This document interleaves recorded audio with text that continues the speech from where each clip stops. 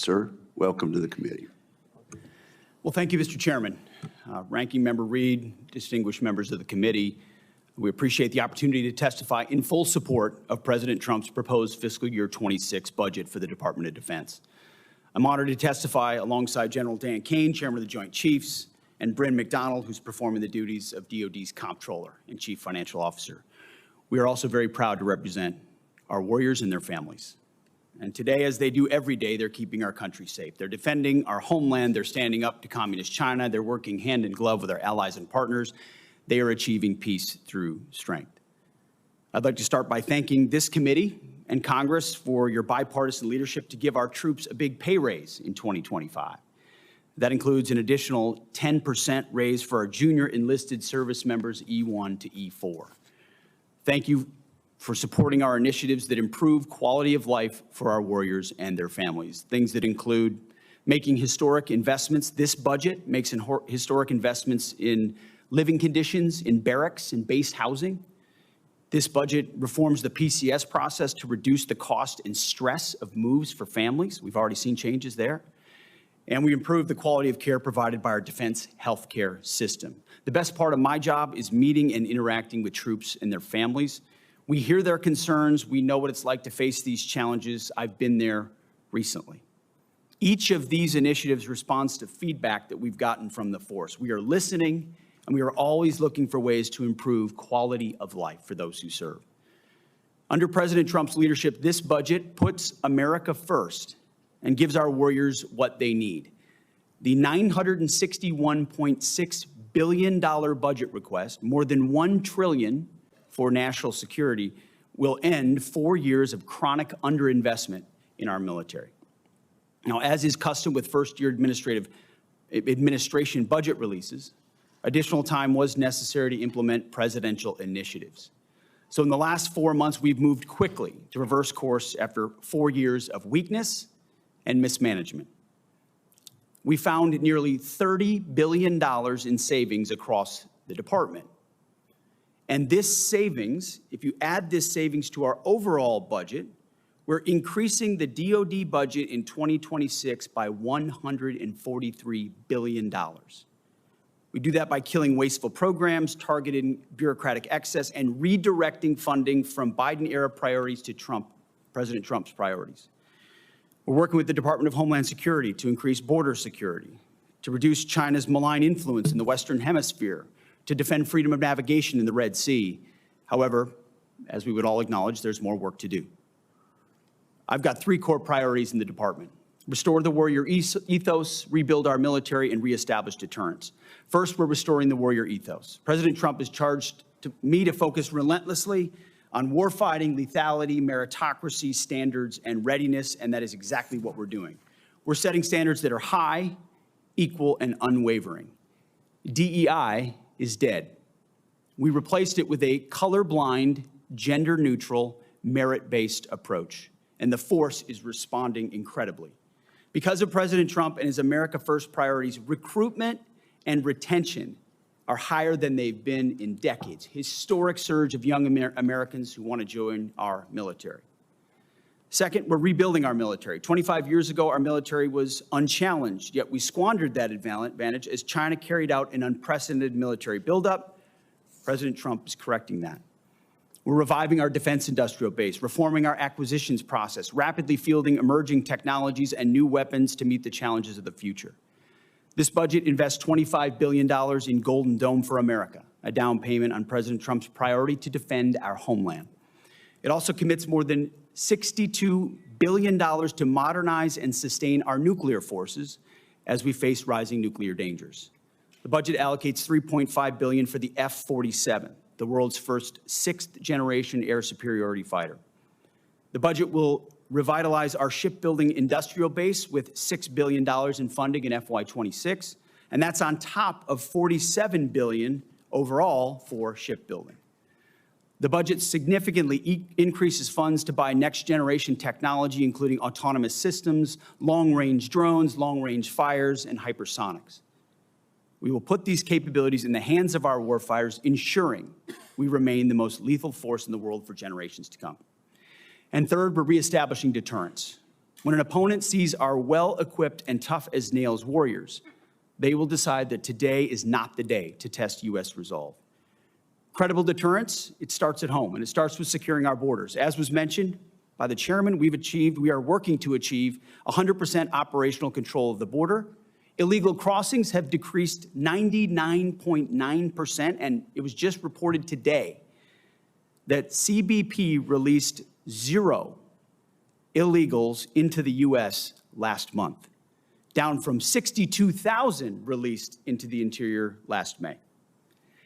The Indo-Pacific is our priority theater, and China is our pacing threat. That's why I've traveled twice to that region to visit our forces and meet with our allies and partners. As we shift toward the Indo-Pacific, we're looking more to our allies and partners to be force multipliers alongside the United States, and we're making progress in that. We applaud those allies who are stepping up, but others need to do more and quickly. At the NATO Heads of State meeting next week, we expect NATO allies to commit to spending 5% of GDP on defense and defense-related investment, an almost inconceivable accomplishment when President Trump started that project in his first term. And with NATO stepping up, we now have a new standard for allied defense spending that all of our allies around the world, including in Asia, should move to. As the President has rightly pointed out, it's only fair that our allies and partners do their part. We cannot want their security more than they do. The Department of Defense is executing a common sense agenda to achieve peace through strength. We know the threats we face are serious, and so our investments are as well. And that's what this budget does. It matches capabilities to threats. We long for peace, so we prepare for war. We must overcome decades of neglect and decline. We must fortify our position as the world's most lethal fighting force, and we have to act fast because our opponents are. This committee is our critical partner. We appreciate your leadership and oversight, which is essential. And I look forward to accomplishing these goals to achieve peace through strength, support our warriors, protect our citizens and our taxpayers together with you. May God grant us the wisdom to see what is right and the courage to do it. Thank you. Thank you, Mr. Secretary. General Caine, do you wish to summarize your testimony? Yes, sir. You are Good morning. recognized for 5 minutes, sir. Thank you, sir. I'll try to hit that target. Chairman Wicker, Ranking Member Reed, members of the committee, thank you for being here. I'm honored to join Secretary Hegseth and Ms. Bryn McDonald to appear before you today to testify on the President's fiscal year 26 budget. Today's hearing reflects our shared commitment to maximize efficiency, accountability of our taxpayers' dollars, and ensuring every expenditure increases the lethality and survivability of your joint force, providing our warfighters with the advanced capabilities and cutting-edge technology required to dominate our adversaries. I have deep gratitude for everyone in this room and our shared commitment to help deliver the capability and capacity that the joint force needs. That goes to our civilians and their families as we work to deliver peace through overwhelming strength. And I want to echo the Secretary's comments regarding our brave men and women serving abroad today. It's my responsibility as chairman to understand, advise, and integrate our joint force to confront and manage the risks worldwide. This demands a comprehensive understanding of every domain, across every service, and across every region, across all time horizons.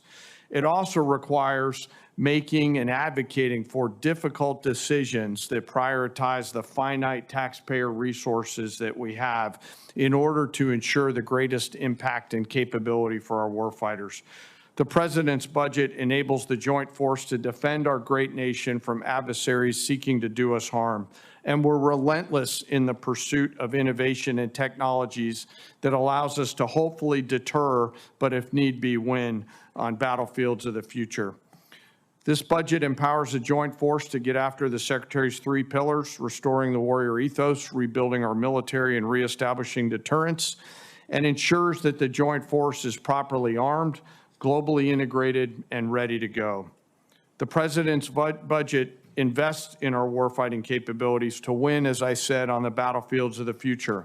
We must be properly armed with the right capabilities, lethal, modern, reliable, survivable, and at scale in order to win. Victory requires people and platforms that overmatch the enemy's systems and work under the harshest conditions to ensure our decisive edge. This budget gives the necessary tools to reinvigorate our national and defense industrial base. Our nation is full of incredible talent, and we need to unlock every bit of it. This budget also helps us become more globally integrated, which is one of my main jobs. We are in the Joint Force relationship entrepreneurs, working together with the military, but also with our allies and partners, the interagency and industry, to make sure that we're connected before crisis or conflict. And this budget helps us to integrate that combat capability as our commanders and leaders consider actions and activities, not at the point that we're in a crisis somewhere. Finally, the President's budget reflects our mandate to stay ready, always on the account, anticipating the next fight and making sure that everyone is ready to go. But the most important component is our people. The budget makes meaningful investments in our service members and their families, improving quality of life for housing, medical care, and the ever-important moving process. As our most precious asset, we have to deliver for our people. I want to highlight one of them today. Sitting behind me is Colonel Matt Jamont. Many folks know Matt up on the Hill today. It's probably his last hearing in uniform, which after 31 years, he graduates from service later this year. He's been like a pterodactyl for the Joint Force, always delivering and advocating for it. Pterodactyls are very, very old. Yes, sir, I know. You'll note his, Would he you looks raise very, your hand, very Colonel? young. Yes, sir. Thank you. Thank you for your service. It's an honor every day to serve alongside some of the extraordinary warriors and civilian teammates that our nation has to offer. I assure this committee that the Joint Force remains committed and capable, and we're grateful for your continued support. I want to also highlight the leaders that will come before this committee in the coming days, which will be carefully considered by each of you for the general and flag officer assignments. They are all extraordinary. I am mindful and grateful for those that are currently deployed right now. They are on my mind and in my heart, and I know the secretaries as well. And I continue to hold a special remembrance for our fallen and the families of our fallen who show us what right looks like. Thank you for your time, and with that, I look forward to your questions. Thanks for watching, and if you haven't already, please consider subscribing to our channel. And while you're at it, please leave us a comment. Thank you for watching.